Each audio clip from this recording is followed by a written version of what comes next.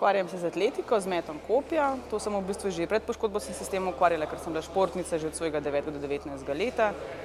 Da sem se pa začela ukvarjati športom na vozičku, je prišlo pa v bistvu skoraj slučajno, ker ta prvi mi v bistvu, ko so mi rekli, da se lahko športom ukvarjaš kot paraplegik, mi je to bilo zelo tuje in mi ni bilo blizu, pa me je pa en prijatelj, ki tudi na vozičku se ukvarja s košarko, pa me je v bistvu prepričeval kar nekaj časa, pa je pa rekel, pa probi, no, pa sem pa probala, pa sem pa tudi v bistvu poklicala trenerko, s katero sva že prej delali v atletiki skupaj, tako da zdaj delam že 6 let z njo in so to tudi moje druge paraolimpijske igre že.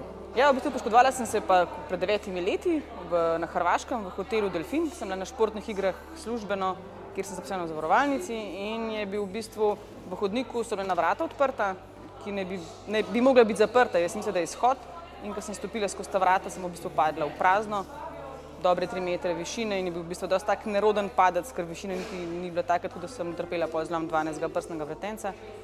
Kar je tudi v bistvu zdaj, če se mi je že ta nesreča zgodila, dosti redo, da je dosti nizka poškodba in imam tudi dosti ohranjeno v bistvu ravnotežje in Kakšni so kaj cilji na teh olimpijskih igrah? Prve so bile verjetno malo bolj take tipajoče. Te prve smo šli bolj potipati, ja, bolj pogledati, kako je. Zdaj pa v bistvu se aktivno pripravljam, cilji. Želim si, ne, pa ne. Želim si v bistvu tako iz Pekinga imam 5. mesto, tukaj si želim to mesto popraviti.